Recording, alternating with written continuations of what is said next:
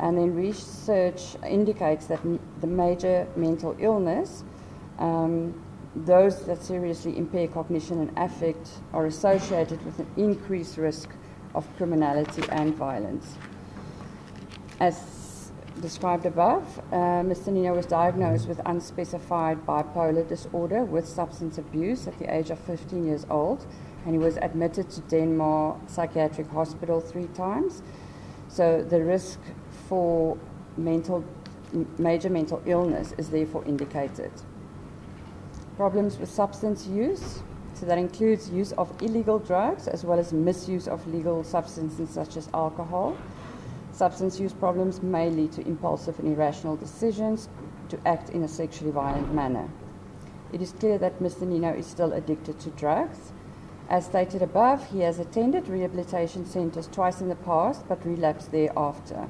The risk factor for problems with substance use is therefore indicated. Violent or suicidal ideation. So the risk factor reflects the experience or thoughts of harming oneself or others. The importance of suicidal ideation as a risk factor is that thoughts of harm may shift rapidly from self to others. As described above, Mr. Nino has had suicide attempts previously when he was younger and is currently considered at risk for suicide. So the risk factor is therefore indicated. Social adjustment. So there we're looking at problems with intimate relationships. Problems with intimate relationships involve failure to establish or maintain stable romantic or sexual relationships with age-appropriate partners. Mr. Nino has never had difficulty with intimate relationships. He had 3 long-term intimate relationships which lasted between 2 and 3 years each. So this risk factor is thus not indicated. Problems with non-intimate relationships. This involves the failure to establish or maintain a positive social support network. The related terms are social alienation, loneliness, negative peer relationships, etc. Mr. Nino stated that he's never really had long-term friends except his cousin, whom he was very close to. His grandmother stated that he had difficulty as a child to develop friendships due to his anger. He did develop a friendship with his tutor in grade 12, but they are no longer friends, and his ex-fiancée described his friends as druggies and bad news, and she was referring to the people that he did drugs with. She never wanted to socialize with him. So this risk factor is indicated. Even though he did have non-intimate relationships, he doesn't seem to have close friends that are not using substances. Problems with employment. So this factor reflects the failure to establish and maintain stable employment. Although both Mr. Nino and his ex-fiancée reported that he did very well in his role as a salesperson when he was sober, they also reported instability in his employment history, in that he was only employed for a few months at a time and he would resign due to his drug addiction. So the risk factor for problems with employment is therefore indicated. Non-sexual criminality that is not sexual in nature.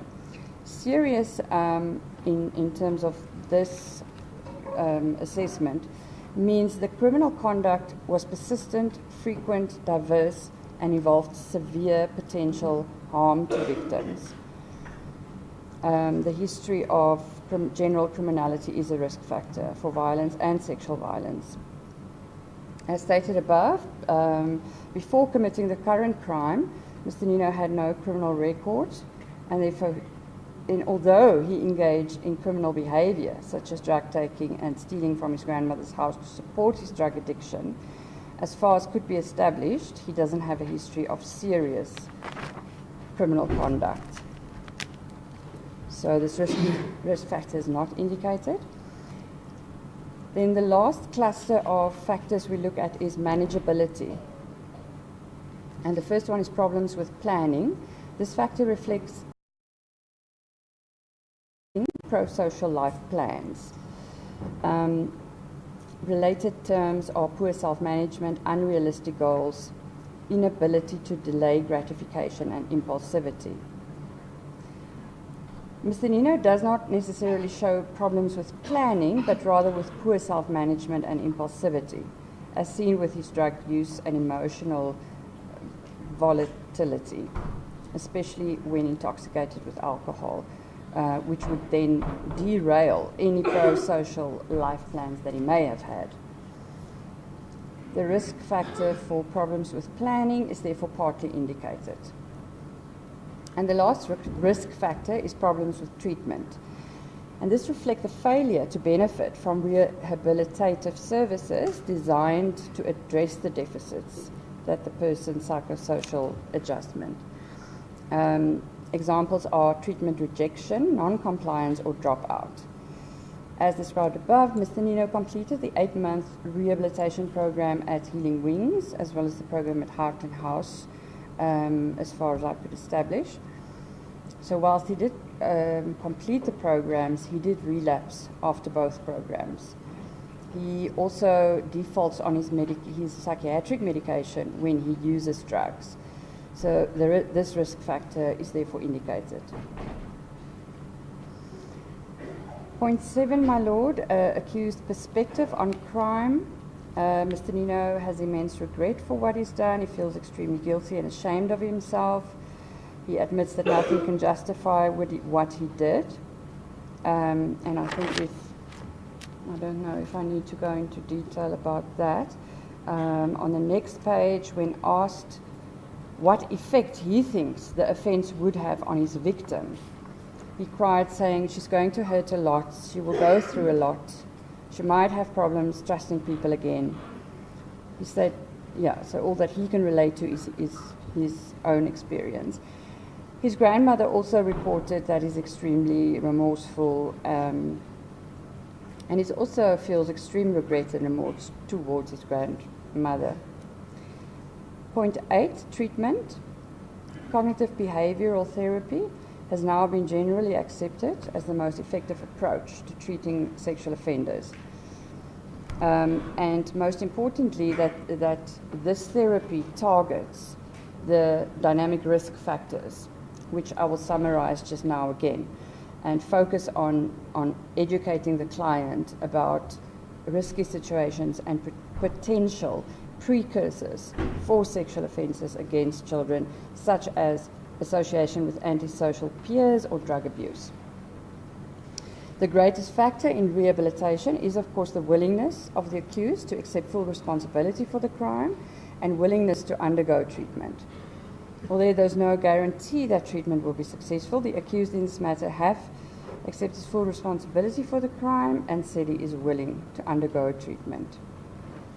And then, my lord, in summary, as stated above, Mr. Nino's early parenting, so there I refer to those factors earlier, such as his parents' young age, the fact that they were drug addicts, the fact that his mother also has a psychiatric illness, witnessing the abuse of his mother. So those factors, plus his own abuse history, including alleged sexual abuse, and being intoxicated with alcohol and drugs at the time of committing the offence, cannot necessarily be seen as direct causal factors for his offence, but it could potentially have played a role in his behaviour when committing the crime. Based on the above risk assessment, the following static risk factors have been identified. That is his own child abuse, mental illness, and physical coercion. Mental illness can be a static and a dynamic risk factor because it was there before the crime, but it's still there and will still be there and will still be needed to manage after the crime. In terms of dynamic risk factors, the risk factors that I've identified is problems with substance use, problems with treatment adherence, mental illness, and that includes suicidal ideation, and then self-management, or rather problems with stress and coping. as I said, he uses drugs to cope or to escape his reality.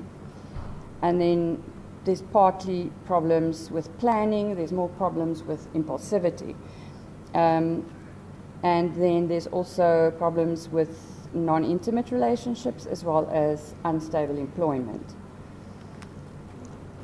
Multiple research of decades of sex offender recidivism research have shown two major risk factors related to sexual offences, which are, the first is deviant sexual interest, and the second one is antisocial personality disorder.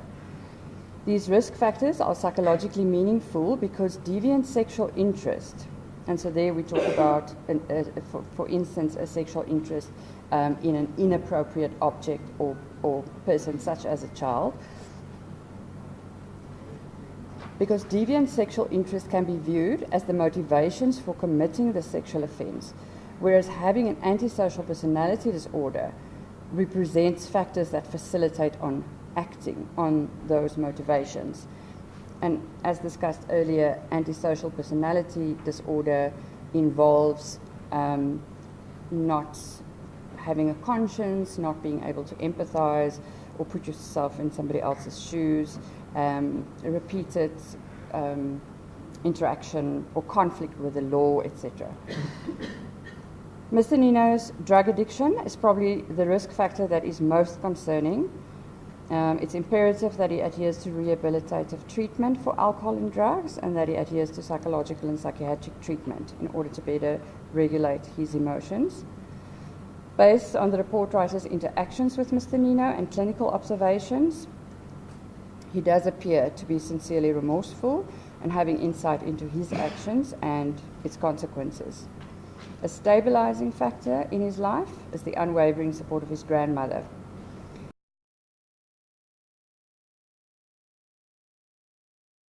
As well as psychological and psychiatric treatment, he is considered at risk to re-offend. My Lord, do you want me to read the recommendations as well?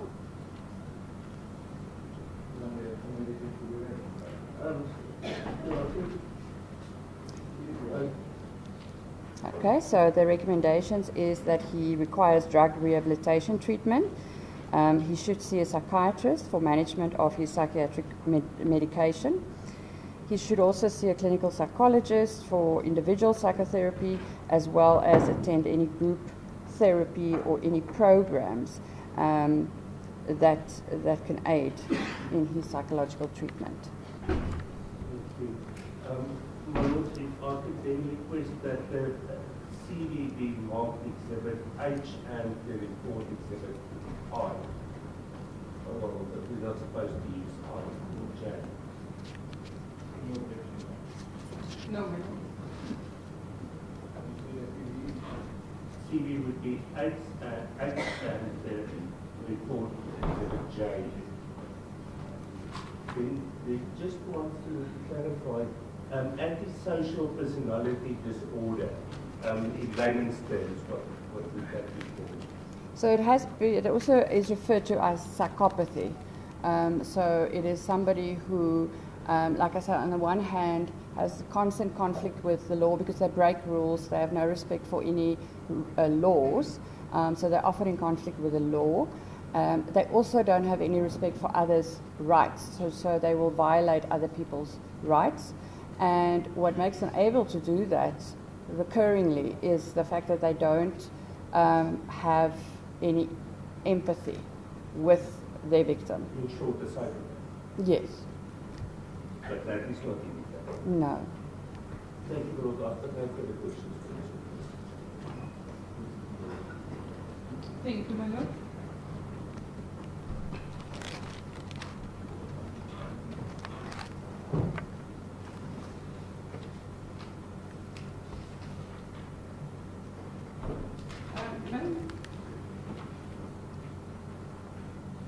Your report stems back from the accused's childhood, correct? Correct, my Lord. You have highlighted the trauma that he suffered as a child, and as a result of that, then we also indicated to the court what might be the effect as he grows up. Is that correct? Correct.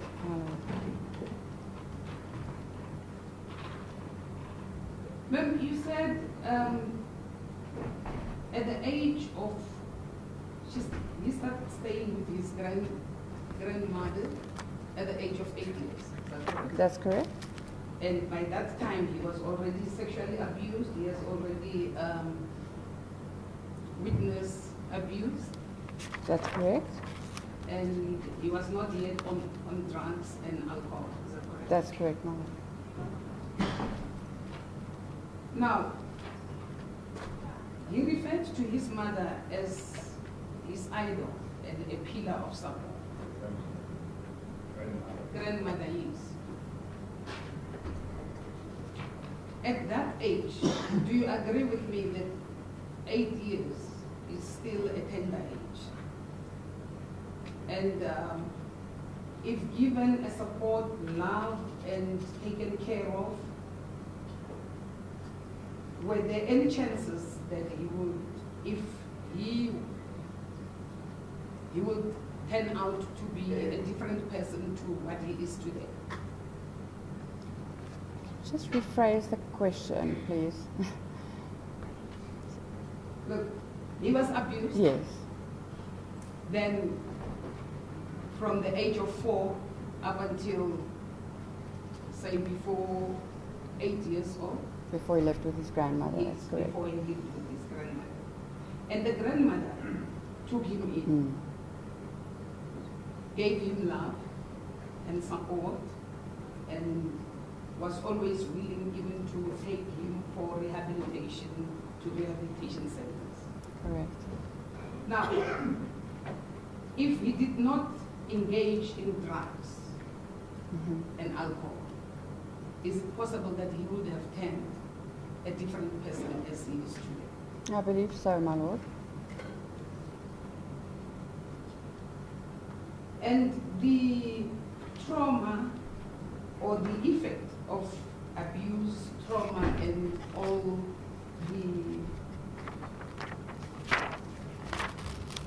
that he has suffered as a child will always show different to different people. Is that correct? That's correct, my lord. So a different person, say a child who has been abused, exposed to sexually abused and witness abuse, two different children, when they grow up, they may tend to be different people. That's correct, my Others lord. may be aggressive and others not. That's correct. Ma'am, this I'm saying because there were manner in which the accused testified and verbalized before this court that the grandmother was very supportive and was always the pillar of his strength. What do you think went wrong with him to turn up to be what he is today? I think the influence of his mother was not good, because when he started visiting her is reportedly when he started using drugs. So although the grandmother did everything in her power to give him a stable childhood, when her daughter asked her, "Can Mr. Nino please come and stay with me for the weekend?" she allowed it. Now, the fact that the accused was afforded opportunities, in his own evidence, he said 5 times he went to for treatment centers. Now, if he was willing to turn a different person, would that not have helped him? My Lord, it would.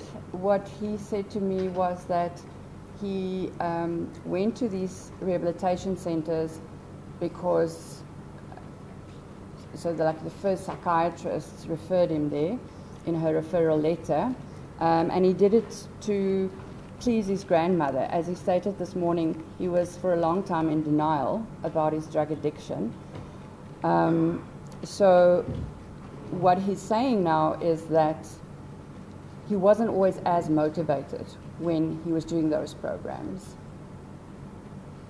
And is he verbalizing to be motivated at the moment? That's correct, my Lord. Could it be because he knows that in this case he's facing a possible life imprisonment? My Lord, I wouldn't know what his reasons would be. But could that be possible? Look. Sorry? It is a possibility. The reason why I'm asking this question is because you said people or pedophiles, not that, okay, you said pedophiles sometimes have a character to be able to be manipulative. My Lord, I said the antisocial personality disorder has that character trait of being manipulative. Antisocial.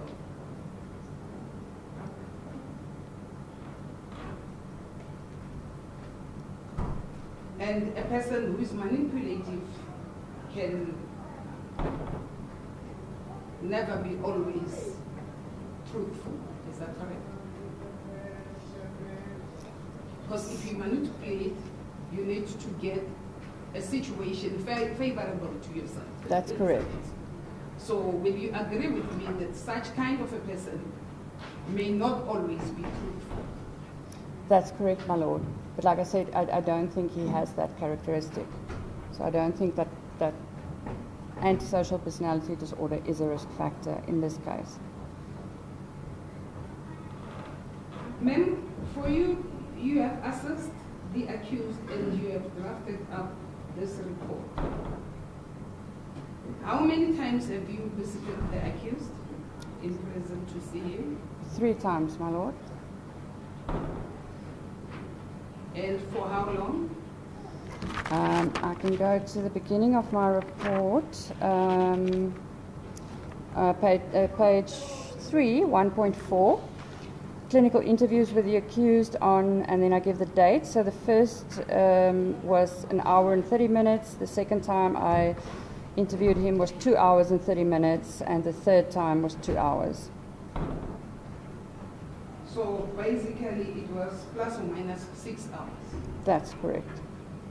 And you were able to extract information from his childhood up until now and be able to make those diagnoses that you have made. That's correct, my Lord. Not just because there 1.4 says sources used for the compilation of the report. So I used the information that I got from him, as well as the information I got from his grandmother and his ex-fiancée. I spent at least 2.5 hours with the ex-fiancée, at least 3 hours with the grandmother face to face. So and of course all the documentation, the case docket, the affidavit from his custody matter, so where I got also a lot of information. The psychiatric report from Westkoppies, the healing wings, I received records from, I received a copy of even his prescription for the medication from his psychiatrist. So there were multiple sources. Sorry, my Lord, can you? Not printed, but I know I was sent the verdict, your verdict that you delivered. So the judgment, yeah. So from there, I know the facts of the matter. My Mr. Alberts, who instructed me, informed me.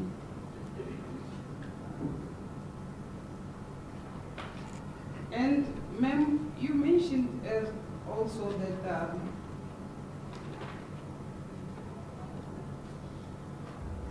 just a moment, madam.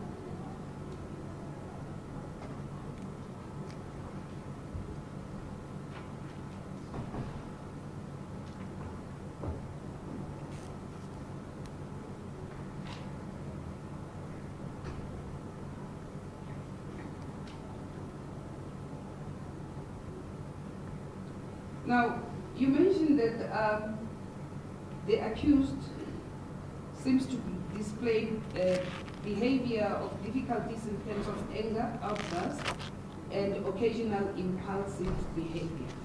Correct, my lord. So his impulsive behavior, if you say occasional, it means it's controllable. It means occasional, that it happens at times, and at other times he's not that impulsive. And you further mentioned that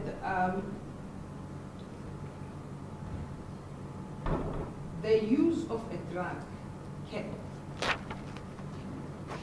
as sexual stimulant that could cause a person to be sexually aroused. That's what the literature says, my lord. The academic literature. And you mentioned that a person who is in use of such a drug, when sexually aroused, may sometimes want to have or to relieve themselves, who would want to relieve themselves to an adult. If an adult is not available, then they may tend to a child as a surrogate, correct? That's correct, my lord. Now, there's evidence before this court that Mr. Ning made occurrences of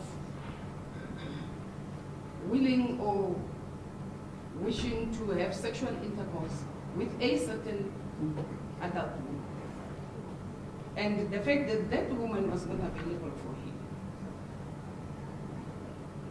In your opinion, is it possible that he had to relieve himself, opted to make this child, the victim in the case, as a sacrifice, a surrogate for the sexual? That is possible, my lord. And the evidence says that is what points to the fact that that is what he did. That's possible, my lord. So I'm just saying that obviously in his mind, in that moment, I don't know exactly what he was thinking, but it's very possible that he was sexually aroused and there wasn't an adult there, so he turned to a child. I'm saying it's very possible. No,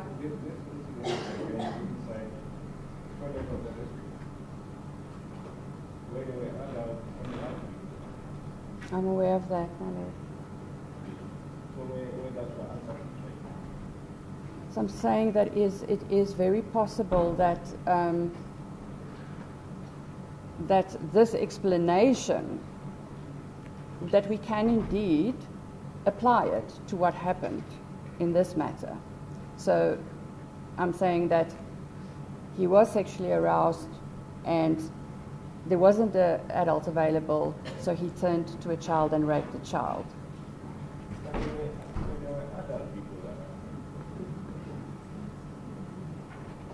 Yeah, my lord, I can't say why exactly in that moment he decided to do that. And also, you say, in the dynamics of sexual behavior of, say, a pedophile or a person that is in use of drugs, they may shift, the aggression may start, they may be self-infliction, they may be a danger to themselves, inflicting self-injuries to themselves, and it might progress to inflict injuries to others. That's correct, my lord. Now, ma'am, in this instance, there is evidence before this court that even when the accused was sexually aroused after he has used drugs, he would not force himself to his own fiancée. So now, in this instance, on the day in question, how do you make of that situation when now he was aroused and he prayed for the child and followed him into the bathroom? The same answers I've just given, that I think that he was sexually aroused. There wasn't a male person available, so he then decided to turn to a child. And ma'am, the evidence before this court shows that he did not act impulsively. He actually planned. And do you agree with me that the fact that he made utterances to want to have sexual intercourse with a woman and then the child was turned to be a surrogate, that is what he planned to have had sexual intercourse with the child? That is the facts that the court found, that he planned it. And you do agree with the facts and coupled with your investigation, is that correct? When I spoke to Mr. Nino, he maintains his version of the story, but I am working with what the court found, which is that it was planned. You see, ma'am, when you were called to compile the report, it was specifically a pre-sentence report. What did you understand by that? I would like to refer to the, let me just get the page number. Page 2, introduction. Purpose of report. So I say there that Mr. Alberts asked me to do a pre-sentencing report. I then say Mr. Nino was found guilty of rape of a minor, possession of drugs, and defeating the ends of justice. Purpose of report. I quote from a guide to sentencing in South Africa.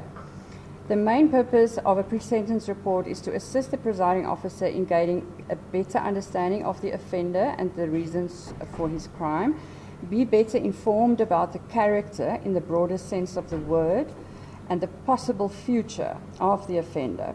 This is one of the triad of factors the court has to consider in sentencing. This triad is one of the general principles of sentencing and consists of three basic elements, namely the crime, the criminal, and the interest of society. And then a quote again from the sentencing book that says, assistance by experts in the field of human behavior can therefore be of much assistance in determining the effect this factor should have on the eventual sentence. I do understand that. That is a quotation of a book that you write. My question is, in your own words, what was the purpose of this report? My Lord, the purpose of the report was to give a detailed history of the accused, and also to help the court to maybe understand factors that possibly influenced his behavior when he committed the crime, and then also looking at the future of the offender and what risk he poses currently.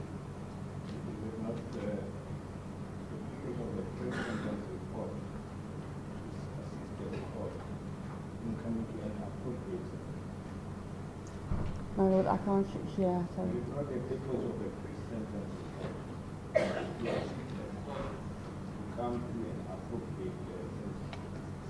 Yes, but only with this one element of the triad, namely the criminal. The court has to take into consideration the interests of society and various other things. So it's not my role to propose a specific sentence. I am here to give the court insight into the history and the behavior and the possible future of the criminal, which the court can then use to do a sentence.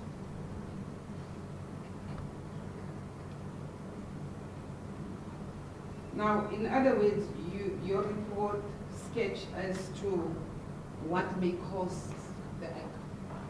have caused him to commit the offense, or how he committed the offense? Yes, so the factors that I describe under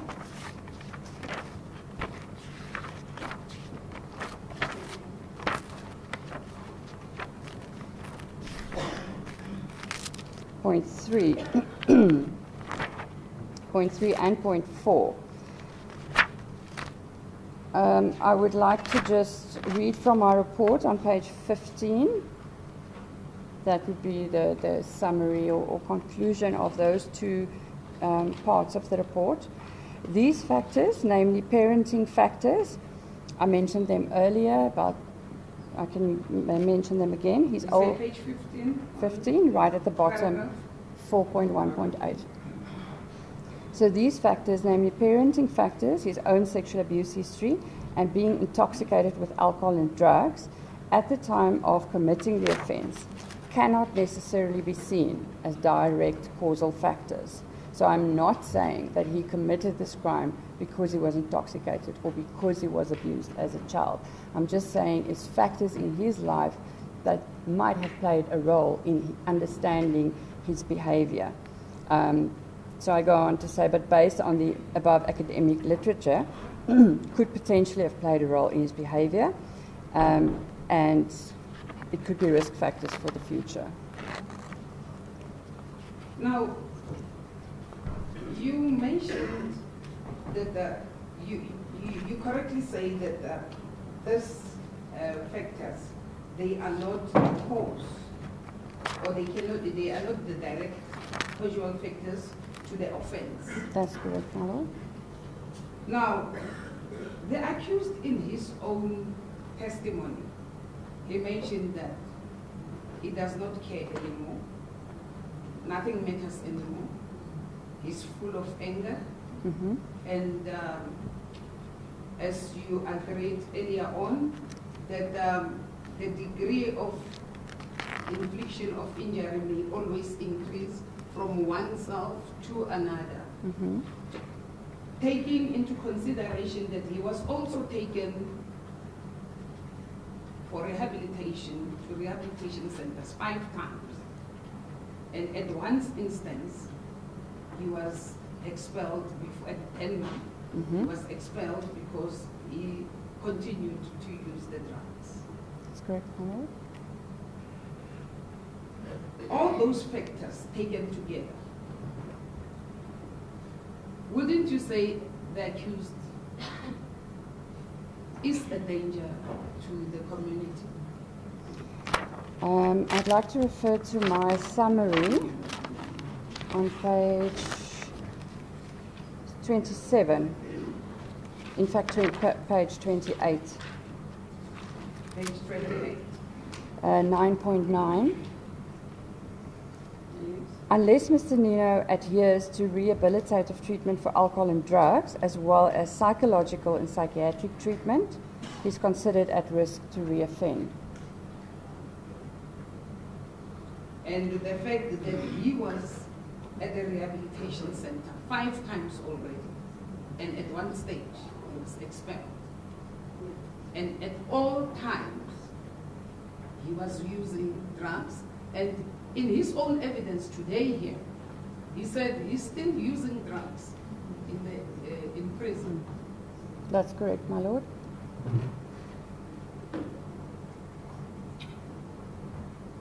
Do you agree that he is a danger to the community?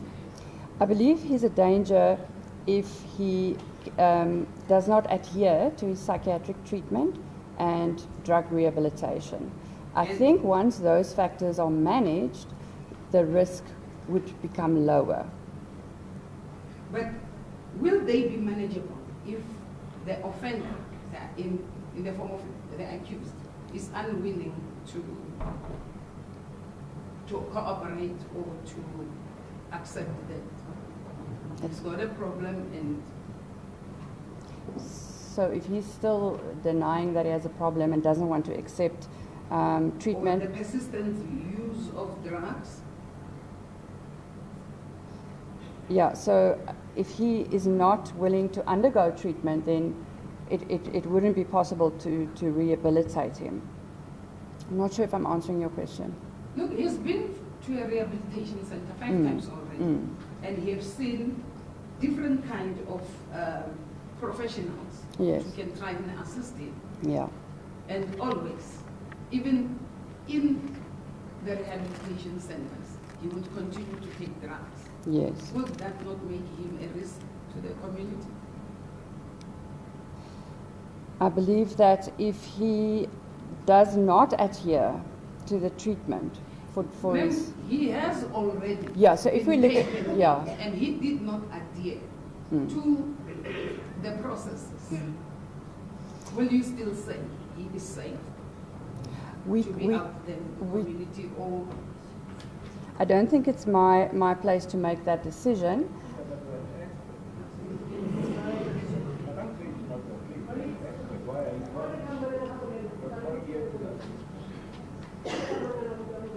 So I think that he is at a higher risk to reoffend if he continues his drug use and he doesn't adhere to psychiatric medication. If those factors are under control, I think he is a lower risk for society to reoffend, to sexually reoffend. ma'am, you say it is not in your place to say whether he is a risk to the community. Is it in your place to say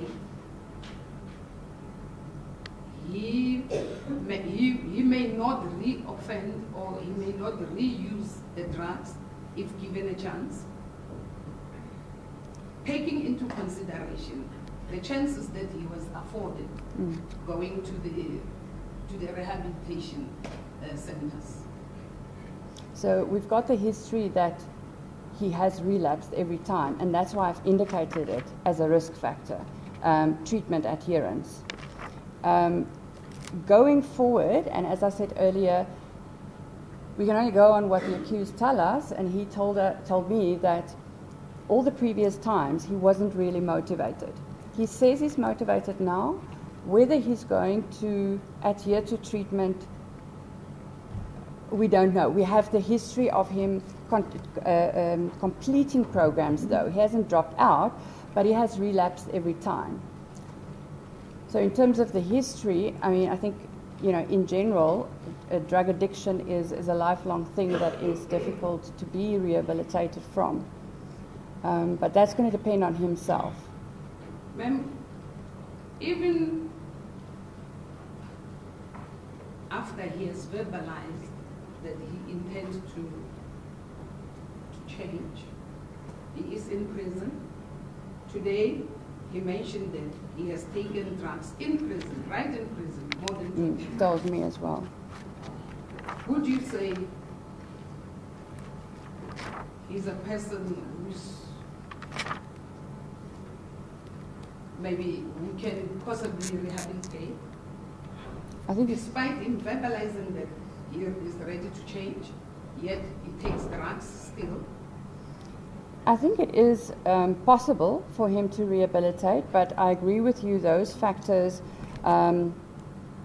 is negative factors. The fact that he still breaks rules. Those factors, if I may put it, do I understand you correctly that those factors makes him a risk to the community? There is the possibility that he will reoffend, yes. And that will make him a risk to the community. That's correct, my lord.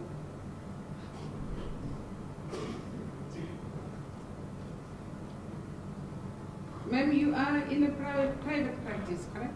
Correct? And you came at a fee. At a fee. As our withdraw. As the court pleases, madam.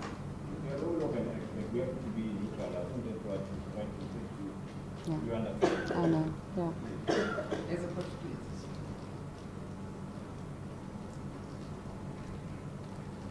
And ma'am,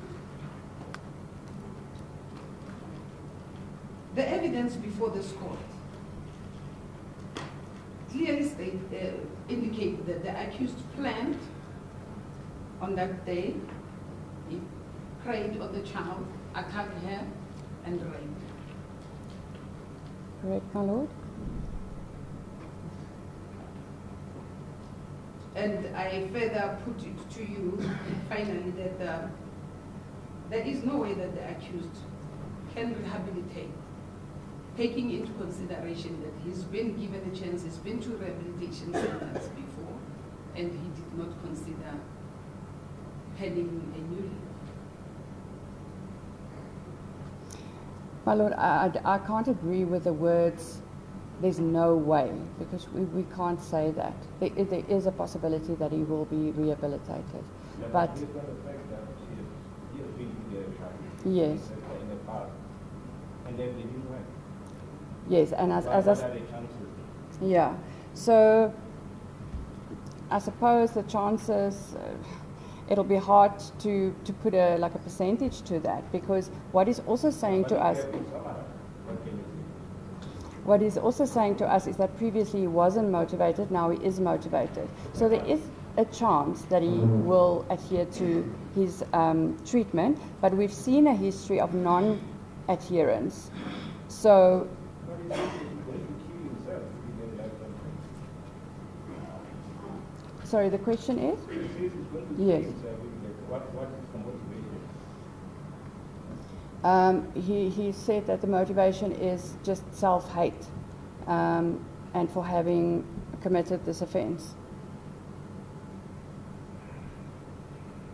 And ma'am, could it be possible that the accused, knowing that you are preparing a report for pre-sentence, he could have manipulated your processes to give an outcome that, in your opinion, will make you believe that he still can change, given a chance?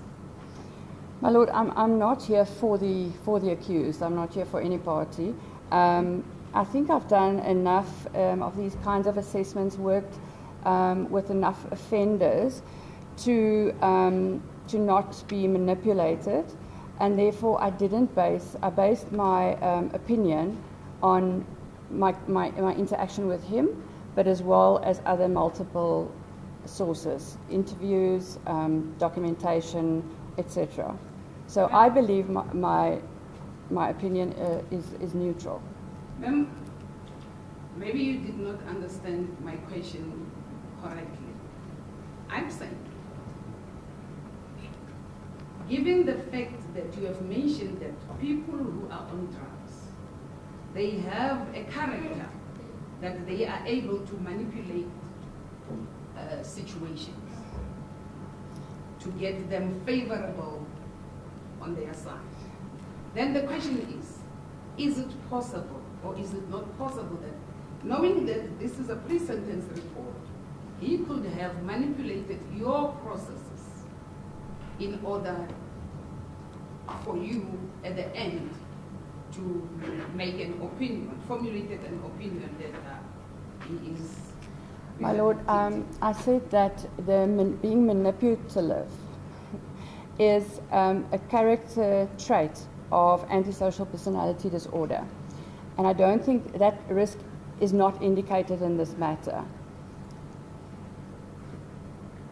So, and I refer to my previous answer in terms of, I think that I, compiled a report from multiple resources, and I have experience in doing so. So I believe that my report is neutral, objective, and I hope it will assist the court. I'm with you on that. But now, the accused mentioned that at some stage he requested his grandma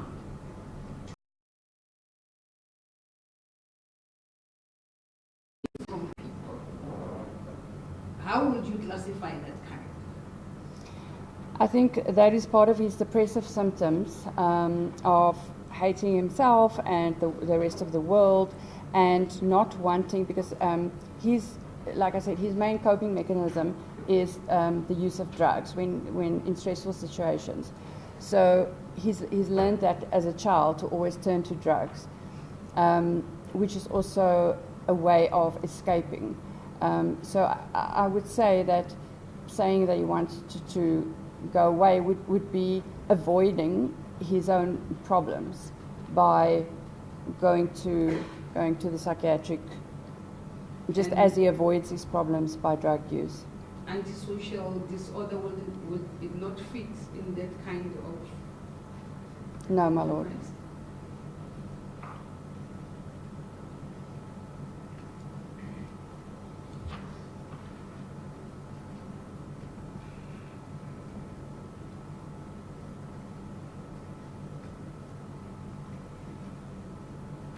That will be all, ma'am.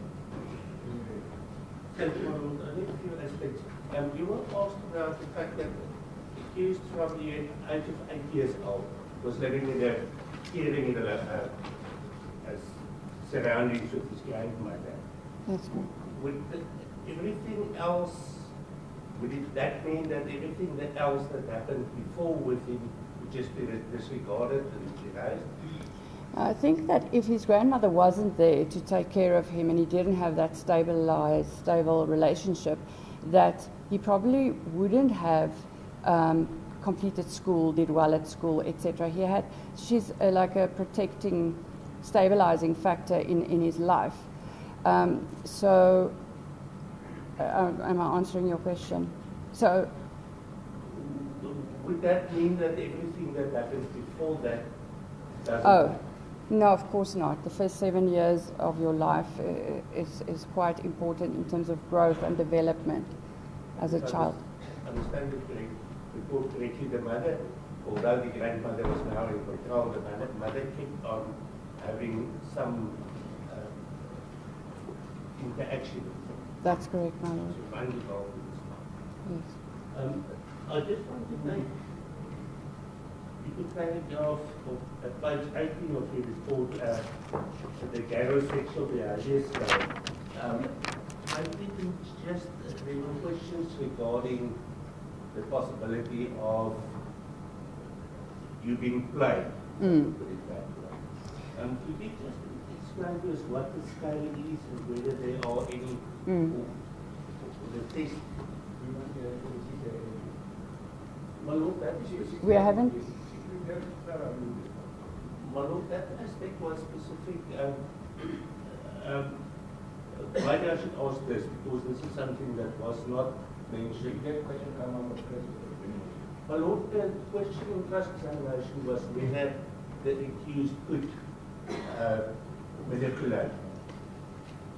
And I just want to highlight something in the report that wasn't specifically mentioned, and that is as far as the validity scale of that garosexual behavior rendering. 5.2.2. 2.2.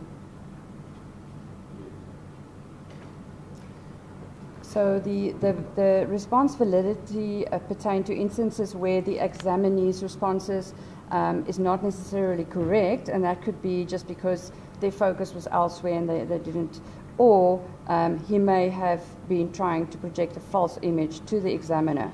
For this reason, the test contains validity scale, namely the inconsistent responding index.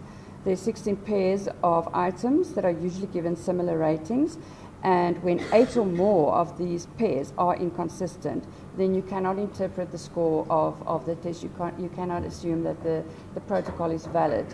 Mr. Nino's score on that scale was 5, and his test protocol can thus be considered valid.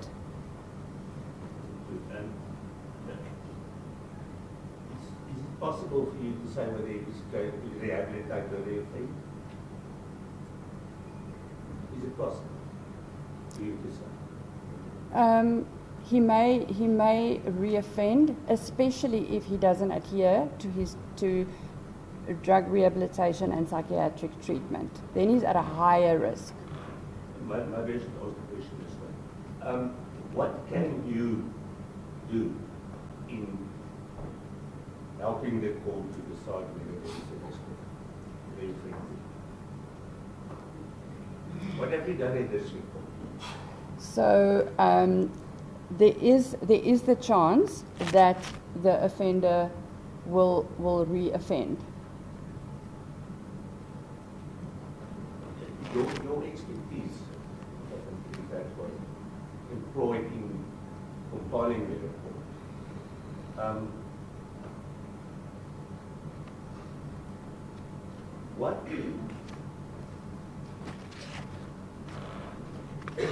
What can you do to guess whether he could re-offend? My Lord, I refer to page 28 of my report, where I mentioned that I've looked at all these different risk factors, and that literature tells us that, I'm just going to read, multiple reviews of decades of sex offender recidivism research has shown two major risk factors related to sexual offences, which are, the one is deviant sexual interest, and the other one is antisocial personality disorder. Mr. Nino doesn't have either of these risk factors. So the chance of him, I mean, I've worked with people who they deny what they've done, they still rationalize that it wasn't that bad, etc. So from a point of view that he doesn't have a sexual interest in children, not at this stage, I can't find evidence of it, and the fact that he is not an antisocial person, therefore would increase the possibility that he will be rehabilitated and that he wouldn't re-offend. Thank you, Lord, Dr. I understand why the court say that the accused doesn't have any mental. No, he does have bipolar disorder. Let's go to page 28 of the 28. FM 9.7.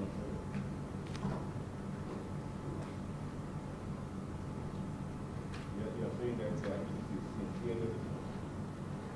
Why are you saying that? I'm saying that based on my interactions with him on the 3 different occasions, my clinical impressions, Yeah, but what informs you to come to that conclusion? because again, like I say, I've worked with other sexual offenders who will deny that what they've done, or they would minimize it. Now, extreme minimization is one of the risk factors. So they would say it wasn't that bad. She didn't have physical injuries, etc. So they would not take responsibility for what they did. And so therefore their chances of rehabilitation is almost none, because in their mind they believe, they rationalize what they did is okay with this child, because they would say, I have a relationship with her, we love each other, etc. Whereas this offender does admit to the fact that he did it, and that he knows it was wrong, and the fact that he has insight into the possible the consequences for the victim. When I specifically asked him that on 2 occasions, that he has insight into the fact that the victim, the suffering of the victim. Now, can you draw a line between the regret and Can you draw a line between the regret and the remorse? Yeah, so regret would be if you just regret something, and normally that would be because you are facing a life sentence, and so you regret what you've done. Whereas remorse is a true feeling of having empathy with your victim. Yeah, but the fact that the person admitted to the commission of the offense, does it indicate that it's a remorse? The fact that no, I based that on my interactions with him when he told me that he is remorseful and he regrets having done that. And so under point number 7, he said she didn't deserve that, she did nothing. and he admits that nothing can justify what I did to her.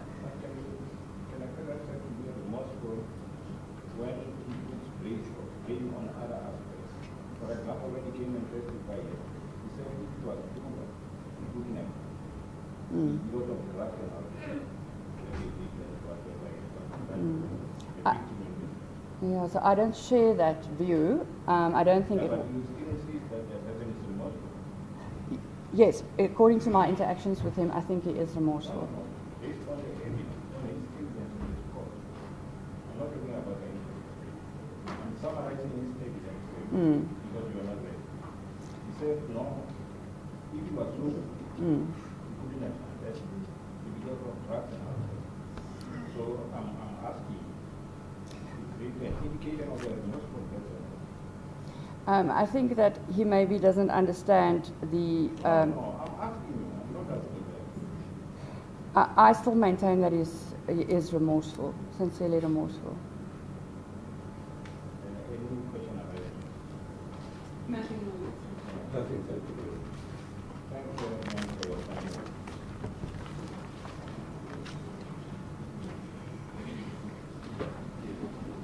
Lord, the next witness would be the probation officer, Ms. Kelder.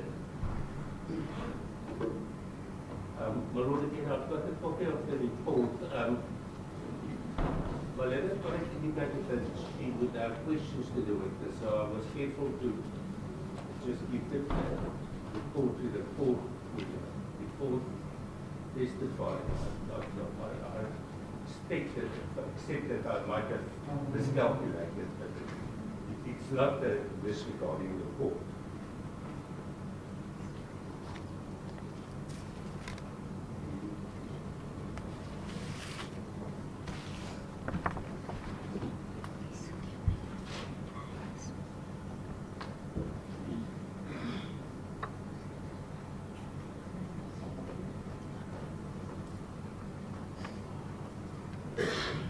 State your full names and surname for the record.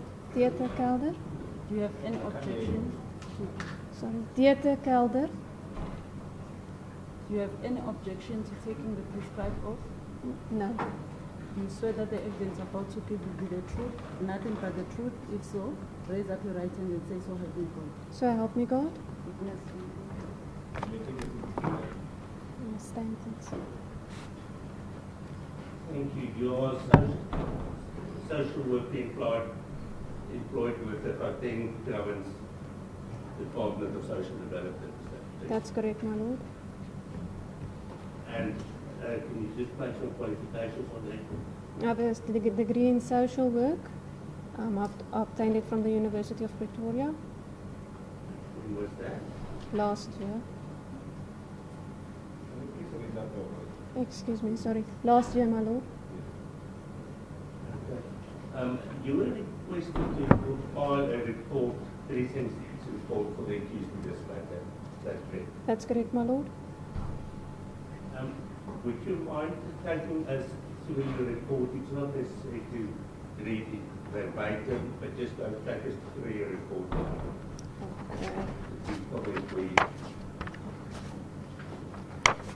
Okay, I started with the background of the accused.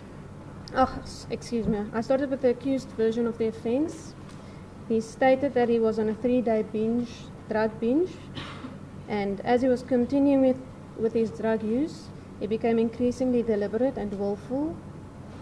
He also recalls a time when he went to Arcade Empire, where he left without paying. And on the day of the incident, he wanted to go to work because he was absent the previous few days. But he decided to avoid the manager and went to his dealer instead to get some cat. On his way home, the accused stopped at the Dros restaurant because he had to think of what to say to his girlfriend because he was not going to work. Can I just ask you, I don't want to interrupt because the voice trails off. No, okay. Then when he got to the restaurant, he had no plan, he says. He only sat down and drank some alcohol. And then he says the place was full of black people, so when he noticed a white person, he approached him thinking he knew him, But then he realized he does not know him, but he continued to approach him and he engaged in conversation with him. Then they shared some drinks and he talked, and he states that he could have made inappropriate comments, but he cannot recall what they were. And then he says he constantly went to the bathroom to use drugs. And then later the manager joined in the conversation. But then the accused went again to the toilets, but this time to the female bathroom. And he entered the first cubicle, but the door could not lock. And then the girl came in, saying she wanted to wee, and he pulled her inside. And then I quote, he said, "My mind was very evil, and he was in another state of mind, and it was never my intention to hurt her." And then the accused say, "I must have lifted her up on the toilet and pulled her down her tights, and then I had messed up thoughts." And then the accused put his fingers in her vagina and realized it was wrong. And then I tried to put my penis in the mouth, and I was busy trying when the mom entered. And then people started pushing on the door, and I pushed back, and the door opened, and the accused ran off to the male toilets. And then he states that he cannot recall exact details of the incident. He has fragmented memories and only remembers sensitive parts. And then previous convictions, he has no previous convictions.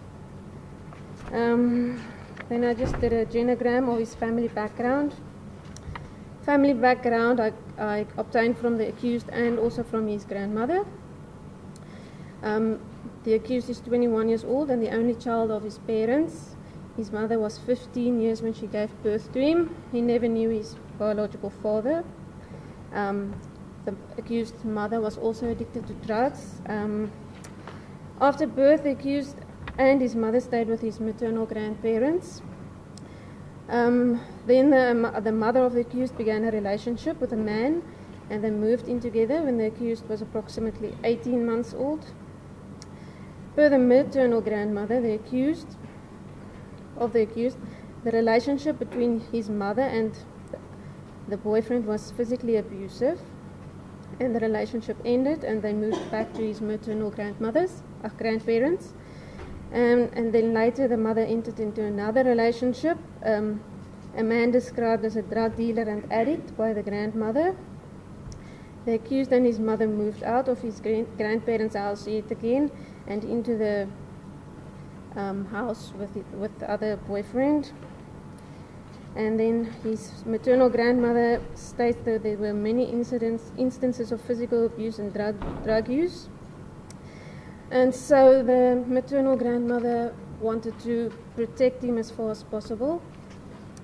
And she recalled an incident where the accused visited her, and he was full of injuries on his back, bottoms, and legs, and a knob on the back of the head.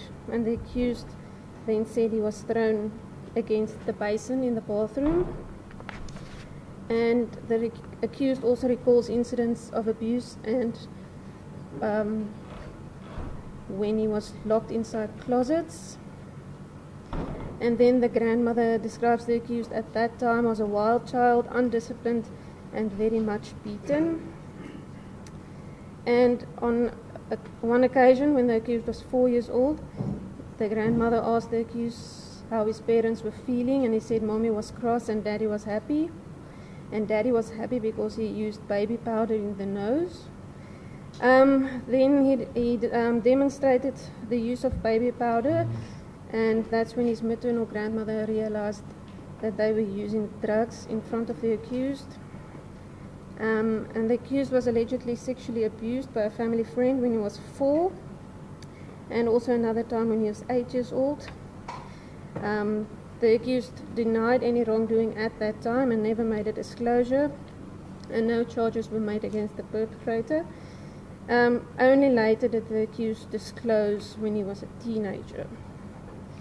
The accused's parents were evicted from their home, and the accused again returned to his grandparents' home. And at that time, his maternal grandmother wanted custody over the accused, and a high court then ordered the grandparents' custody. Eventually, the relationship with the accused mother and her boyfriend also ended, and she moved back to the grandmother. But then she moved out again into another physically abusive relationship, something the accused witnessed. And when the accused was 12 years old, his mother introduced him to cat. And his grandmother says that this was the end of the road for Nicholas, and described that drugs is a normal way of life for him, and he grew up with it. He had a battle with drugs his whole life, and the first 7 years of his life was absolutely horrendous. And then the accused was in psychiatric hospitals and rehabilitation centers from onwards. And yes, his maternal grandfather passed away. Someone the accused regarded as a father figure, saying he was my father, he was my dad. And the accused has a 10-month-old son. Then I continue with employment history. He's currently unemployed. He worked in Vodacom for You. He resigned because he said the drug use interfered with his work. He worked in Colorado Vodacom for a week before he resigned, and in Woodlands he was employed, but just one day did not show up for work. Interpersonal relationships. The accused has a close relationship with his maternal grandmother. He describes her as the most loving and caring human being alive. She's my idol. He feels tremendous guilt towards his grandmother for everything he put her through, saying, I owe her big time, I will make it up to her. She will be proud of me one day. The grandmother visits him every Tuesday and Thursday. And with his mother, he regards her as an older sister. She introduced him to drugs, and the accused feels he only gained acceptance from his mother when he would use with her. He also resents his mother that she was not there for his grandmother, and that she continuously broke down what she, the grandmother, tried to build up. The accused was in a 3-year-long relationship with his ex-fiancée. She can almost say nothing bad about the relationship, except that drugs and alcohol eventually ruined the relationship. She also says that the accused did everything for her and spoiled her, and the first year was almost like a fairy tale. But eventually drugs and alcohol took over his life and changed him into a person that she does not want to know. Physical health, he has no physical problems. Psychological health, the accused had several suicide attempts. His first attempt happened when he was 13 or 14 years old. He was then admitted to Denmark Psychiatric Hospital, where he was diagnosed with bipolar disorder. He was put on medication, and per his grandmother, he was doing well on the medication. The accused then explained that he did not adhere to the prescription medication because it made him numb emotionally, and he could not feel anything. The accused was then admitted to Denmark again following another suicide attempt when he was 17 years old. And there was a third suicide attempt, but his grandmother cannot recall exactly when that occurred. And he was yet again admitted to Denmark. And then the Westkoppies Hospital psychiatric report also say that he is diagnosed with mixed substance abuse. He admits to using cat, crystal, meth, and dacha, but also admitted to Dr. Lukosi that he uses cocaine. And then he admitted to using drugs and alcohol still in prison. And the accused is not being currently treated for bipolar disorder. Previous treatment or intervention, he was admitted to Denmark on 3 occasions. I could not confirm the admission dates. The accused and his grandmother states that the accused was banned from Denmark Psychiatric Hospital due to illicit drug use. The accused was also a patient at Healing Wings Rehabilitation Center, and he was admitted there from March to November. The accused was also in Houghton House for a period of 30 days, but this information could not be corroborated. Impact of the offence. Okay, this was not in my mandate to do a victim impact.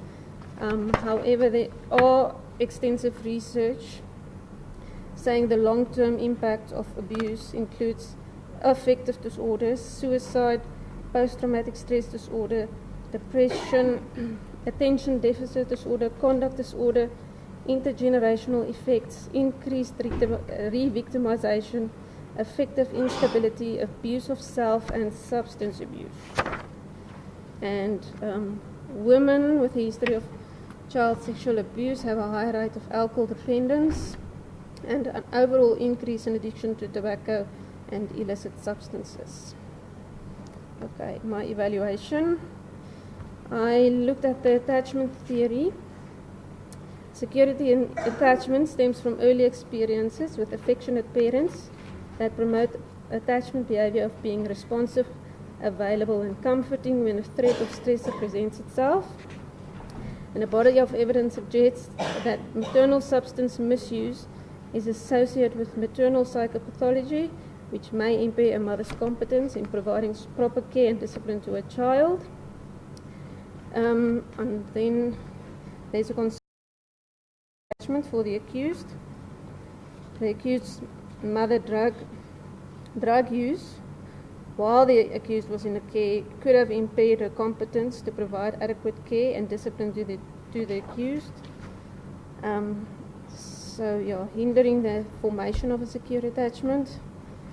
And further evidence of a lack of secure attachment were from his unmet emotional needs. We experienced little love and affection, as he states that his mother blames him for a lot of things and acceptance he never received. And the accused's need of security was also not met when he was frequently in and out of grandmother's house. And there was no stable father figure and no predictability. And the need for responsibility was also not unlikely met, as he was introduced to drugs by his mother. Early attachment experience of insecure persons are characterized by rejecting or inconsistent parenting, which may hamper the development of inner resources necessary for successful coping with life stresses. Insecure attachment has been found to be associated with depression, anxiety, low self-esteem, and substance abuse, as well as behavioral problems, including aggression, antisocial behavior, and conduct disorder. Insecure attachment is associated with dysfunctional attitudes, which predict lower self-esteem and higher depressive symptoms. Various literature shows key variable identified in the development of individual characteristics of any criminal propensity is the role played by parents in terms of factors such as attachment, child rearing practices, neglect, abuse, supervision, and parents' own criminal behavior. Okay, and then polyvictimization is defined as an experience of multiple forms of trauma. Children can be exposed to various adversities, including property victimization, assault and bullying, sexual victimization, witnessing and exposure to violence, and maltreatment. The accused was exposed to property victimization when his childhood home was raided for debt owed to drug dealers. The accused was a victim of physical and sexual abuse. He witnessed violence and aggression towards his mother and suffered maltreatment in terms of psychological abuse and bullying. Polyvictimized children are at risk of several difficulties during childhood years, with a wide array of internalizing and externalizing behavior. They show an increased risk of substance abuse, mental health difficulties and social struggles. The accused shows various internalizing behavior with known depressions and feelings of not being good enough, being a disappointment and full of shame, and using drugs help avoid these feelings and gives him confidence in himself. And he has also a lot of externalizing behavior in terms of aggression, impulsivity and defiance, and the accused admits that drug use only enhanced this behavior. And then the accused's lack of secure attachment together with polyvictimization exacerbate these feelings of depression, inadequacy, disappointment and guilt. The accused's drug use was a way of avoiding these feelings, so a way of coping and a coping mechanism. And then I went on to remorse. They say identifying remorse is highly subjective, and lack of remorse often correlates with other character traits, attitudes or demeanor. For example, lack of respect, hostility, aggressiveness, lack of interest or caring, previous convictions and how the defendants live their life. The accused displays none of these character traits. The accused was respectful and forthcoming to the probation officer. The accused was very cooperative and displayed considerable concern and empathy for his grandmother, the victim, and her family. And based on this correlation, I'm of the opinion that the accused is sincere in his remorse. And then when I considered sentencing, I considered the triad of Zinn, looking at the seriousness of the offence, interest of society and personal circumstances of the offender. Looking at the seriousness of the offence, I considered the victim, the motive and the intent. The victim is a 7-year-old girl. The state proved intent by proving the accused followed the girl into the toilet.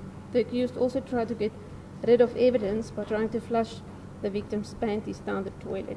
There are no mitigating factors in this leg of triad. In the interest of society, I looked at the prevalence of crime against women and children and the defenselessness of the victim. The victim was defenseless and overpowered by the accused. She could not call for help, and the accused prevented people from coming to her aid by pushing back on the door. Crime against women and children is especially high, and it may be in the interest of society to deter other potential offenders by handing a harsh sentence. There are no mitigating factors in this leg of the triad. The last leg of the triad consists of personal characteristics of the accused. The probation officer considered the previous trauma of the accused and has empathy for the accused. However, the accused acted impulsively and traumatized an innocent girl, continuing the cycle of trauma. Mitigating factors could be that the accused is a first offender. He was heavily intoxicated at the time of the offence. There was lack of planning. The accused shows remorse. He pleaded guilty. And he has a dependent child. And then I'm also concerned for the accused's continued drug use. And also I looked at punishment as a purpose for deterrence, rehabilitation, protection and retribution. And should I read the recommendation as well? Okay, I recommend that the accused be handed down a life in prison sentence for both acts of rape of a minor. And then there's just a revision clause that I can amend my recommendation should new information. A revision clause? I should amend my recommendation if I have new information. I'm sorry. Okay, my last bit is a revision clause, which just where I say I reserve the right to amend my assessment should new information be brought to my attention. That in 26.3, you recommend that the accused be assessed by a psychiatrist for monitoring and treatment and planning also. Yes, that's correct, my lord. Your opinion as far as your opinion is concerned, does that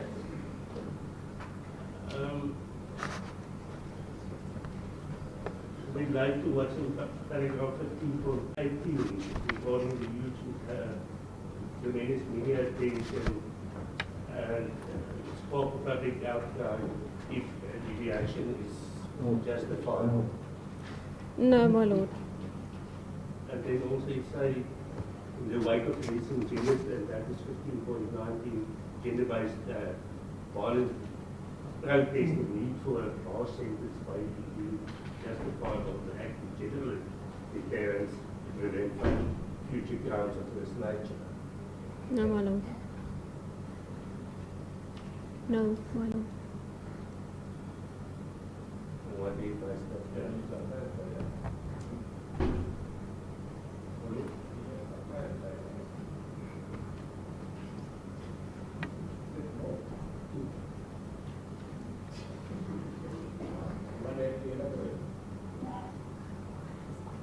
My Lord, I'll leave it at that. My Lord, I would then just request that the report be marked Exhibit K. No objection, ma'am.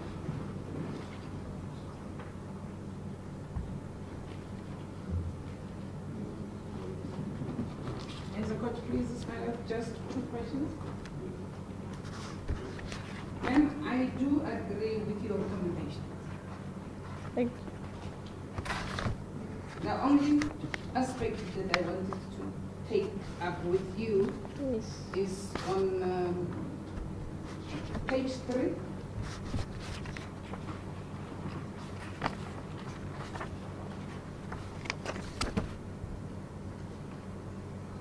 When now the accused verbalized that he went into the first cubicle and used more drugs, but the door could not lock. Then 5.1.2, the girl came in and said she wanted to leave. I pulled her inside, and my mind was very evil. I was in another state of mind. It was never my intention to hurt her. Now, at the time when you compiled this report, you were aware that the accused is convicted. And you were aware that his version, as indicated in 5.1.2, was rejected by the court. Now, him having to repeat that to you and compared it with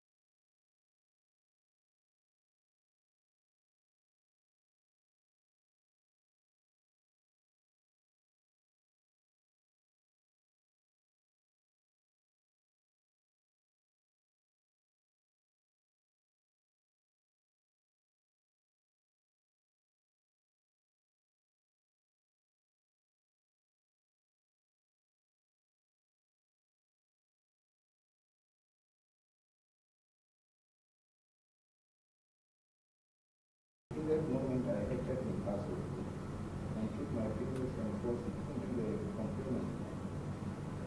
That's his own words. When the judges were never complete. And I convicted him of rape based on what he said. Now he said to me that he attempted to do. He spit it into the mouth of the child. Leaving an imitation of remorse. Because according to you, accused has all the signs of being not prepared. But he goes and lies to you.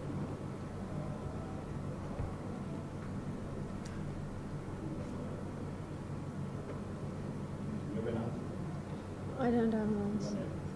And finally, you are committing Latin imprisonment. That's correct, my lord.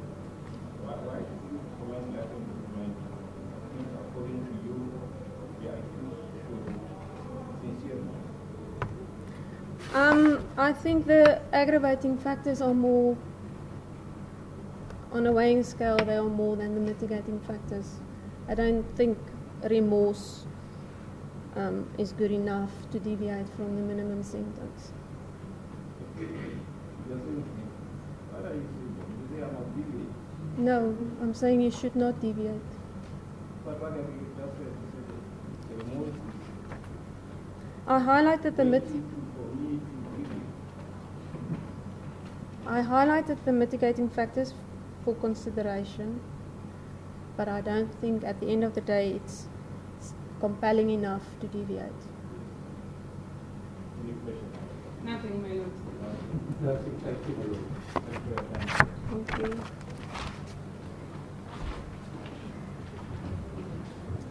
My lord, I've got one last question. Let's start. You've got only 2 days. Let's start with it. Yeah. Pauline Gericke.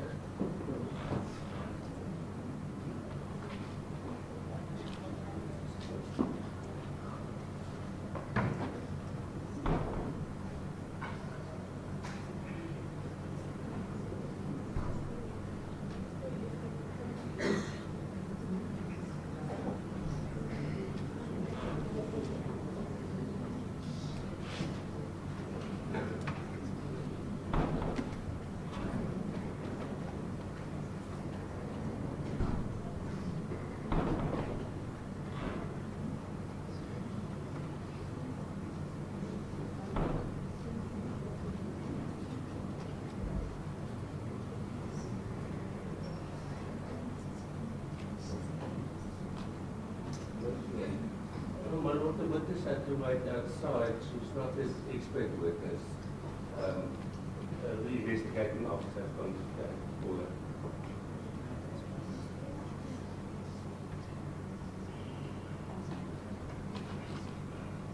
That one out for the right.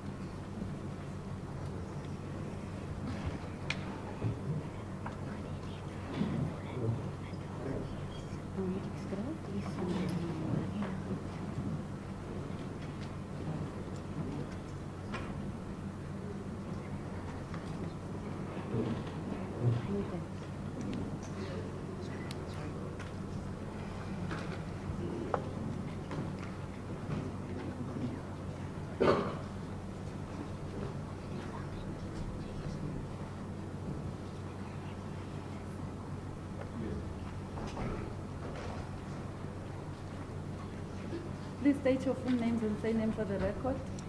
My name is Pauline Gericke. Do you have any objection to taking the prescribed oath? I don't. Do you swear that the evidence about to give will be the truth, nothing but the truth? If so, raise up your right hand and say, so help me God. So help me God. Yes, so,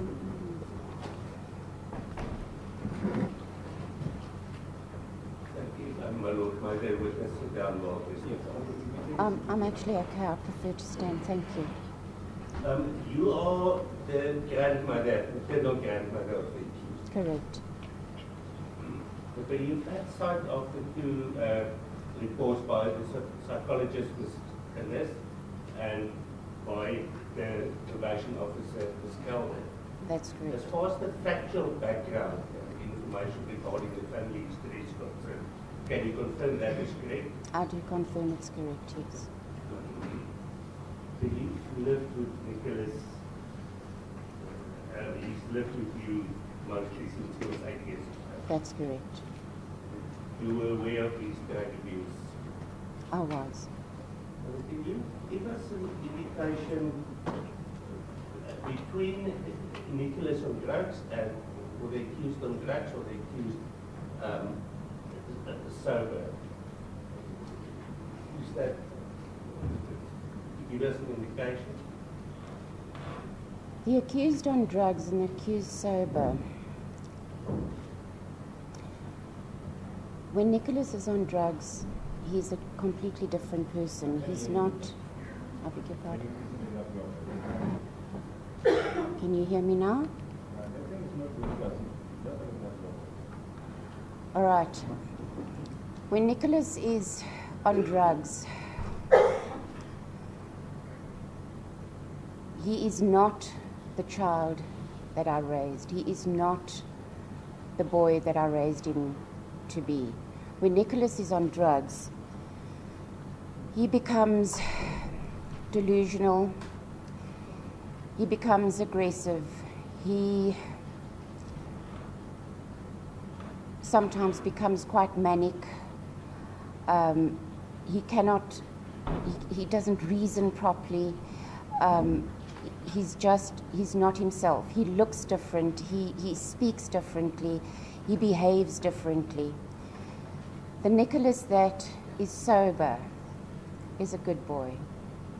In the years that Nicholas was sober, he did well at school. He played rugby, he played cricket, he did gymnastics, he played first team cricket and rugby. He did well at school. He was liked at school. He was a good boy. When drugs entered his life,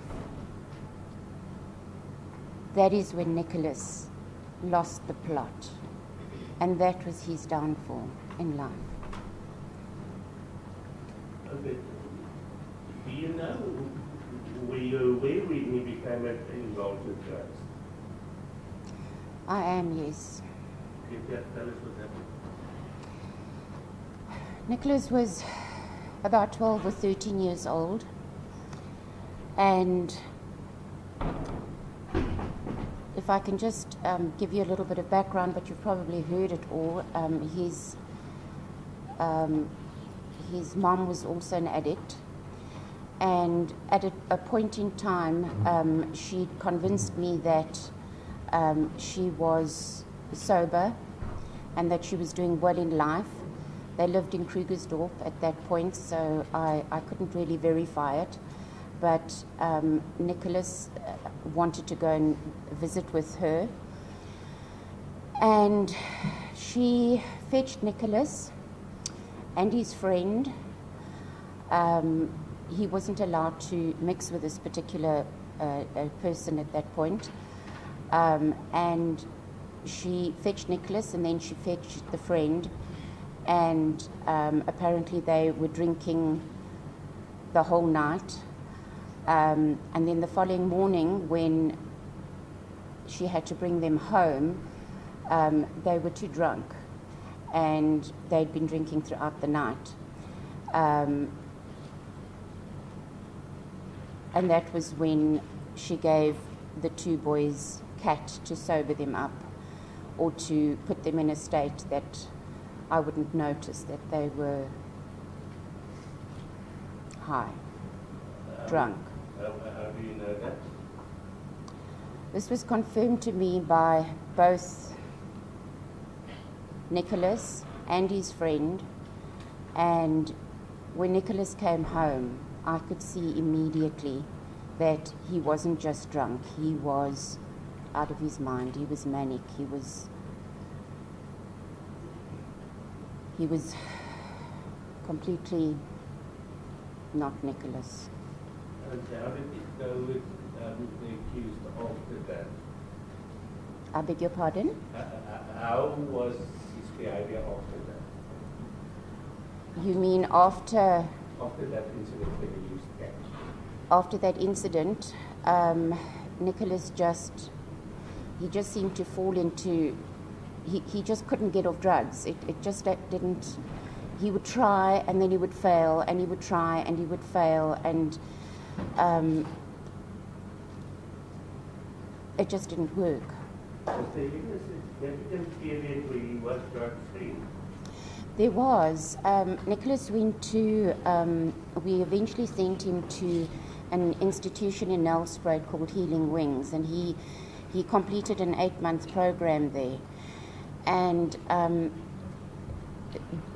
he came out in, I think he went in about March, and he came out towards the end of November.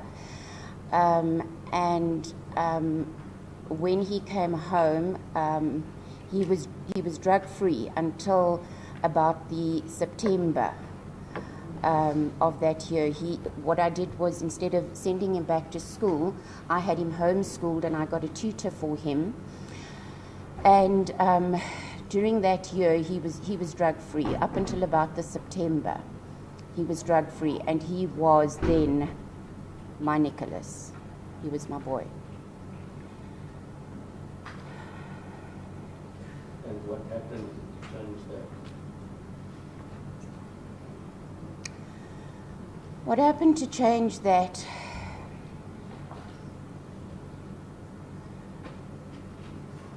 And I believe in my heart that if this didn't happen, that Nicholas wouldn't be here today.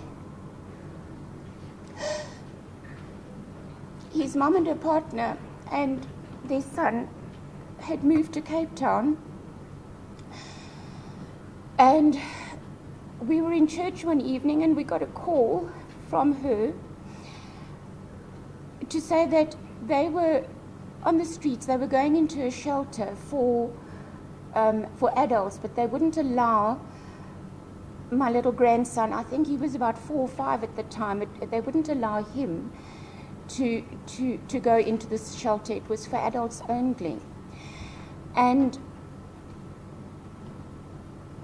they wanted to put my grandson into a children's home because there was nowhere else for him to go. And I couldn't allow that. And Nicholas and his ex-fiancée and I spoke about it, and we agreed that they would have to come home. They promised me that they were drug-free. They promised me that they wouldn't bring drugs into my house.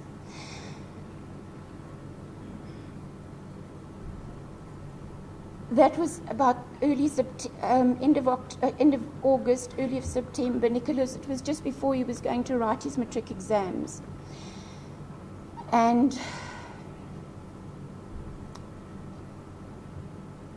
it wasn't long after they moved into my home that the 3 of them were taking drugs in my daughter's bedroom. How old was the accused at that time? I think he was 18. I think he was 18. 17, 18. He was in matric.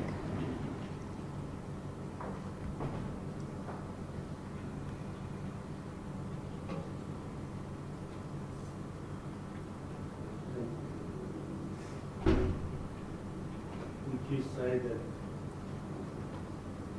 could have any effect on the offence that was committed?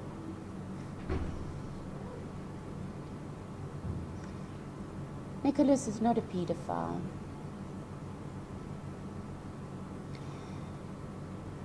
I believe that the fact that he had stopped his psychiatric medication 3 weeks before without my knowledge, the fact that he had been drinking and binging and drugging for 3 days must have had some effect on his psychological state of mind, because Nicholas is not someone who would hurt a child. He's not someone that would harm anybody.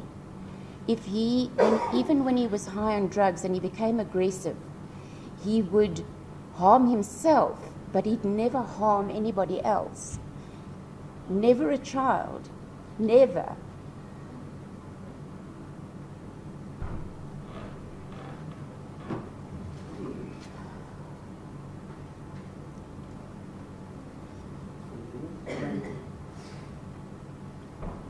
That you would want, or is there anything else in that context? What do you want? In the context of... Anything that you wanted to add on that statement that you've just made? No, there's nothing else I want to add. What did you want to convey to the parents of the little girl? I would like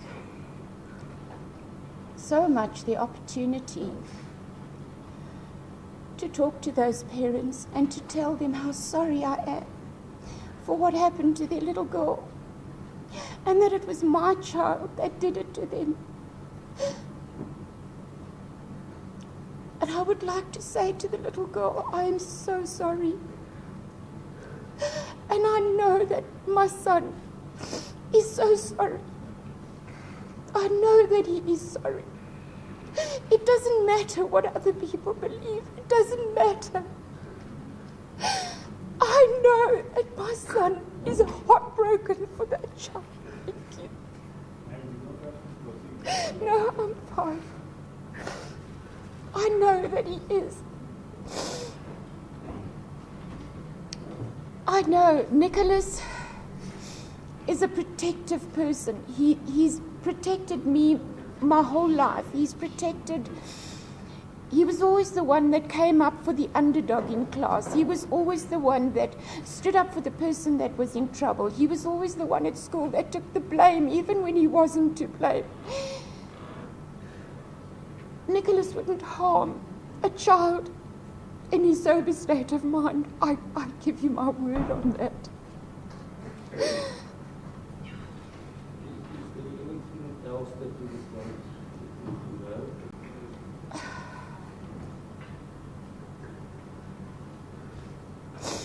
Yes, I want the court to recognize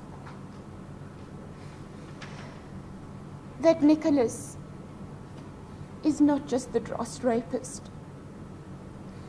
There's another side to Nicholas. There's a good side. There's a side that I love. There's a side that I raised to be a good boy. But because of the first 8 years of his life, where he was abused and used, and because of the drugs that was brought into his life, and I do not for 1 minute say that Nicholas should not be punished. I do not say that he's innocent. He is guilty. I know that. But I do believe that there are mitigating circumstances and that there is another side to Nicholas who is not the Dros rapist. That's all I have to say. Thank you. No further questions to you. Thank you, ma'am. Ma'am, according to your evidence, there are 2 Nicholases that you know. Yes. The one, when sober, will not harm a child. And now that he has harmed a child, this conduct, to which Nicholas will you associate it with? Obviously the Nicholas on drugs. Let me make myself clear. I'm not saying that the Nicholas on drugs would harm a child. But I am saying that the Nicholas on drugs is not Nicholas. It is not Nicholas in his sane mind. Yes, I do understand you, ma'am, to say if he's on drugs, he's a different Nicholas. But now, my concern is, in his plea explanation, he tells this court that neither drugs nor alcohol perpetuated him to commit the offense. What do you say? My Lord, with respect, I think the thing is the question, or the statement in the explanation is that he cannot rely as a ground on drugs or alcohol to avoid a conviction. That Yeah, that's not the correct statement. As the court. He didn't say drugs. He said, despite the fact that he could drugs, alcohol, he could still appreciate what was happening. As the court pleases, I will rephrase. Ma'am, Nicholas says he was intentional. He knew what he was doing was wrong. Then how do you... I would say on some level he did. What was that? I would say on some level he did know what he was doing. Ma'am, there is evidence before this court that you took him in and adopted him at the age of 8 years to stay with you. And you gave him support, stable home, and you showed him love. And further, that at the time when you realized that he was on drugs, you took him to different institutions so that he can get help. But ma'am, it seems that all the instances that he was for that treatment, it did not help. He was admitted to Denmark, I think 3 times for suicide attempts. I don't know if I'm allowed to say this, but Denmark does nothing for addicts because Denmark itself is full of drugs. And the kids are put onto medication that dope them, and they kept there under surveillance for 21 days, and then they sent home. Nicholas had no real treatment at Denmark. When Nicholas went to Healing Wings, he was there for 9 months. When he came home, he was clean for almost a year. He was studying, he was working hard, he was gymming. He had a good relationship with his fiancée. We had a happy home. And I believe that Nicholas was clean. I believe that that this was the turning point in his life. I believe that. And I was so thankful for that because that's what I'd been fighting for all the years. To give him a chance at a future, a drug-free future, a chance at a life. And I believe that he would have stayed sober. I do hear you, and I do understand that as a parent, it would be painful that you're trying to get a child to get his act together, but he always relapses and go back to the same state. But now, the worry is he has been to rehabilitation centers 5 times. You can discount the 3 times in Denmark because it means nothing. He was at Healing Wings for 9 months. My husband and I had to take a second bond on our house, and we had family members that helped us to pay for it. To keep him there was 100,000 rand, 96,000 rand for those 9 months, 8 months, 9 months. When he went to Houghton House, he was there for 2 weeks, and that's all I could afford. My husband had died by that stage, And I did not have the funds. They wanted him to stay there for 3 months. But I couldn't afford to keep him there. So he had 2 weeks at Houghton House. I'm fine. He had 2 weeks at Houghton House.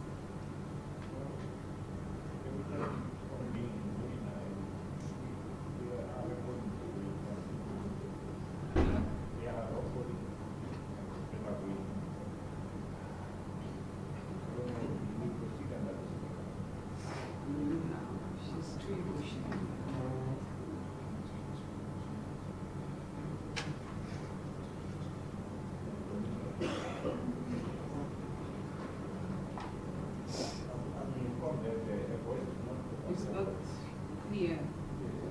Maybe we can stand the matter down. This is my last question. How many witnesses are you? I'm calling one One witness. Can we start tomorrow at 9? as a particular. Ma'am, you have to try. I beg your pardon? When you are getting this, Yes, sir. and then we'll start again tomorrow at 9. 9 o'clock. You are under one but what are these? These people are disturbing. And you will remain under. Don't have to discuss this matter. No, I won't discuss it. Tomorrow 9 o'clock. Yes, sir. Mr. Lim, your matter is remanded until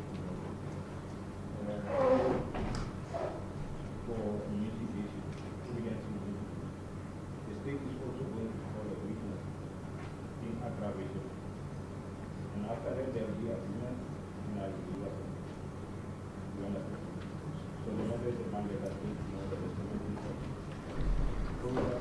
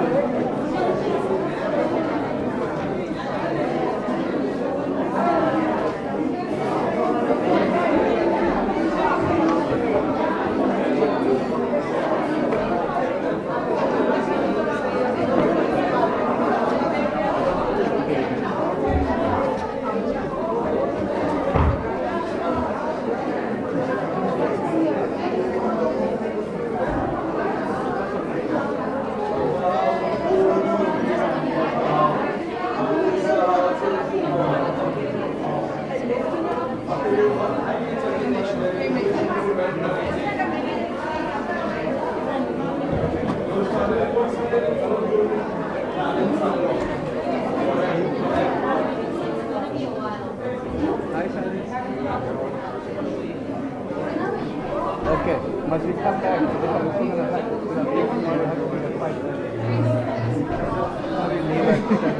Next day.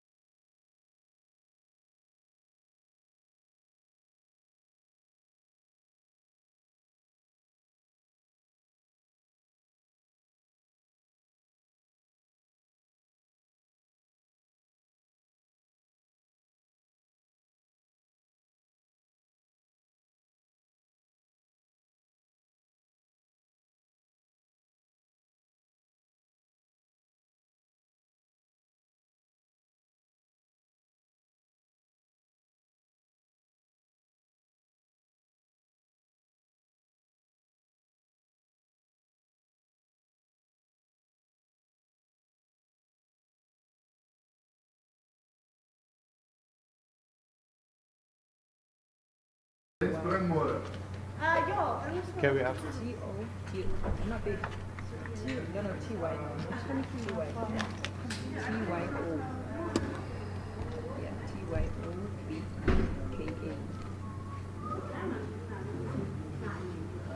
T for Tom. T for Thomas. Yeah. Mike. Yeah. MAKEKE.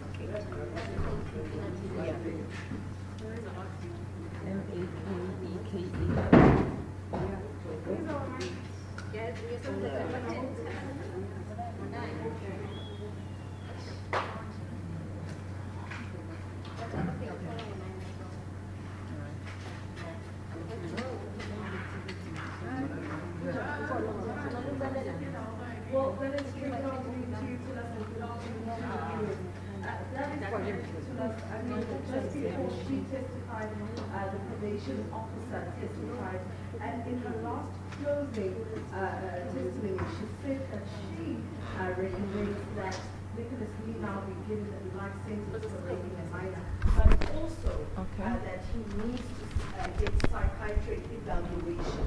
That was what her opinion was. And then when also we saw the psychologist take to the stand after the lunch break, continuing with her testimony as well, where she actually said that she believes that Nina can be rehabilitated. Okay, can you hear me? She was also asked if is Nina a danger to society. Okay, all right. She was a bit reluctant on answering that question, but Yes. she did say that she believes that if Nina continues on drugs and also continues to Okay. treatment. Okay, can you just a bit, kanyane. Right.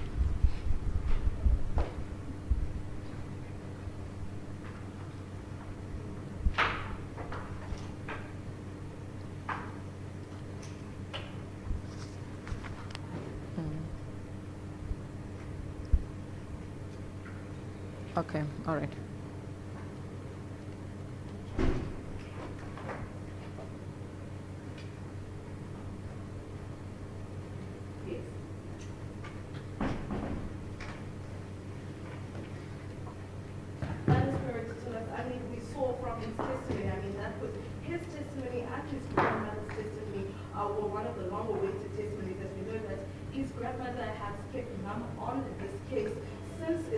This was the first time we heard her speaking publicly about this case. But now, as for Nina, he did blame his actions on drugs and being intoxicated, saying that he was also high from the night before. He was binging on drugs for 3 days straight when he actually went to the Dros in Silverton.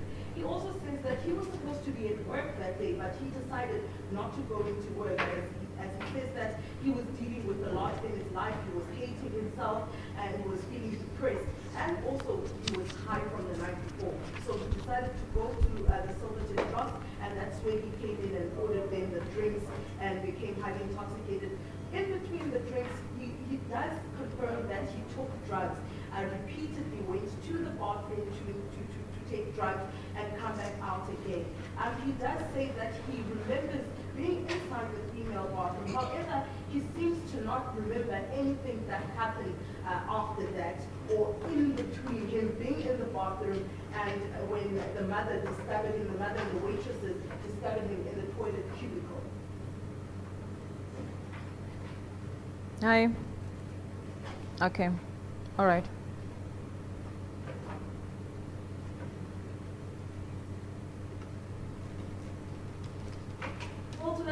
He wrote a poem to the victim, a poem where he detailed how he felt, really, what he was going through, saying that he was hoping that the victim, if she would see the poem, she would understand what he was going through. And I mean, he also said that he knows that this won't rectify anything or change what he had done, but he said that he wanted the victim to know that he was feeling sorry for what he did. He also wrote an apology to the family, which is of course the child's mother, the child herself as well, and the entire family for what he put them through. But the prosecutor did ask him that when did he decide to write these letters, these poems? he was arrested and he was held inside the holding cell, he decided to write. He says this is not the first letter, nor the first poem that he's written. Some of them, he scrabbled them up. Some of them, he couldn't get them to the victim or the family, which is why he says that he decided to read it out loud in court today. But the prosecutor said that, the state believes that Nicholas Ninau is trying to get a lesser sentence by apologizing, by writing these letters and reading these letters out loud.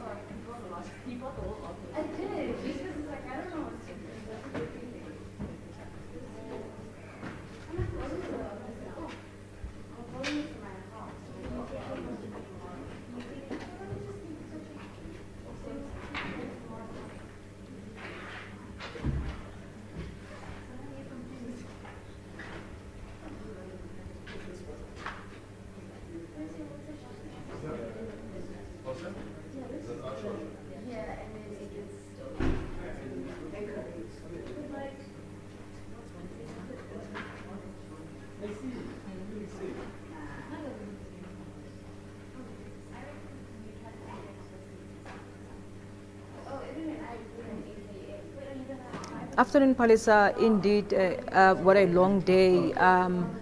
The matter has been stood down until tomorrow morning at 9, with the last person on the stand being Nicholas Nino's grandmother, who actually broke down. She became so emotional, saying that the Nicholas the Nicholas before court is not the Nicholas that she knows. The Nicholas that she knows and has raised is very good and cannot even harm anyone, not even a child.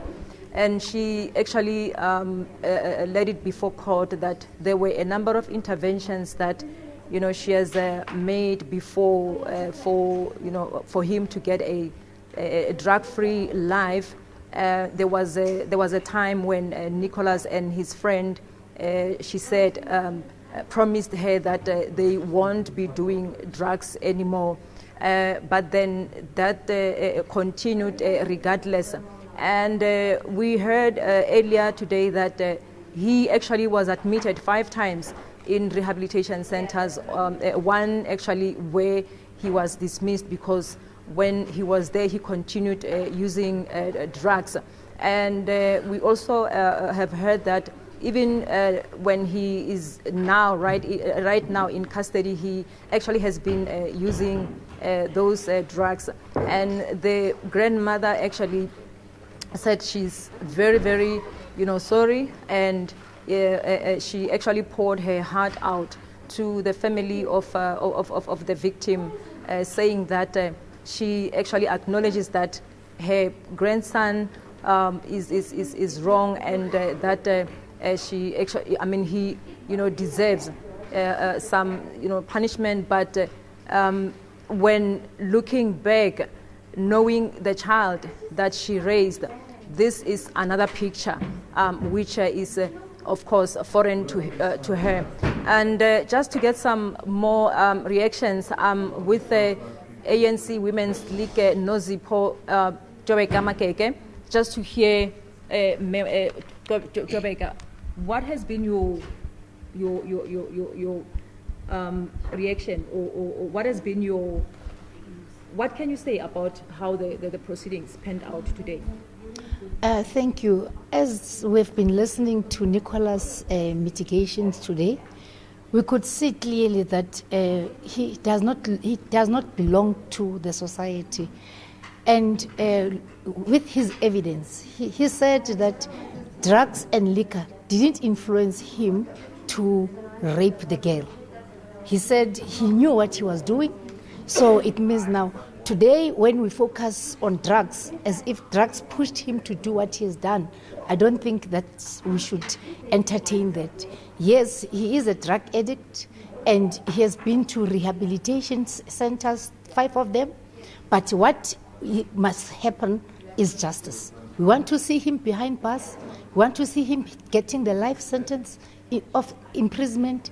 He must be there, and he must not get any parole, because he's not good to the society, he's not good to us, and he's going to hurt more people, destroy more victims in South Africa. So we need to have a free South Africa with people like him locked up there, because he's not prepared even to rehabilitate. So the issue of drugs, we're putting it aside, and we're saying that he did that soberly, and he said he had intentions, and he knew what he was doing. So we just put drugs and liquor aside here, and we can hear, the psychologists, we can hear the mom, and what is even worse, he was not remorse. There is the difference between the regret and remorse. When he feels for his family, he feels for his son, for his ex-fiancée, and lastly, his counsel, legal counsel, asked him that, what are you saying about the victim?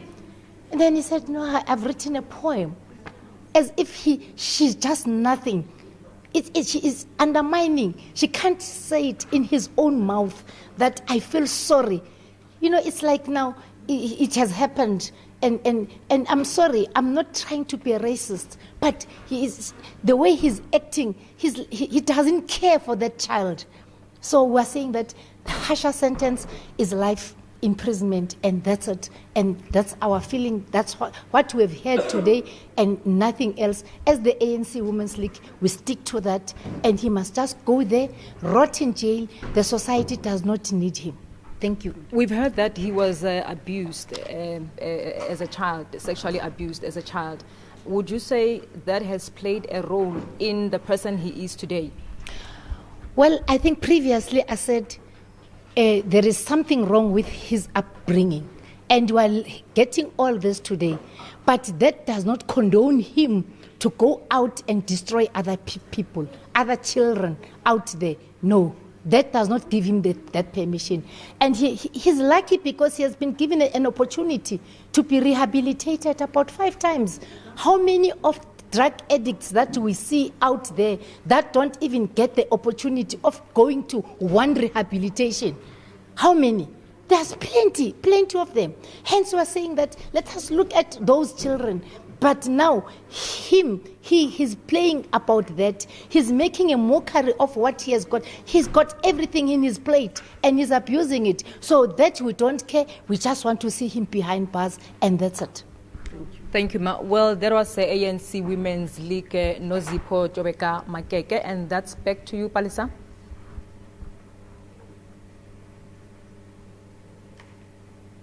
Thank you, sis. Well, tomorrow morning it's expected that they will start with the grandmother, as you would have seen earlier when she broke down. She could hardly, be heard as she was crying. So the judge actually thought that the matter should stand down so that they resume tomorrow, and she'll be the first person tomorrow to be in the box.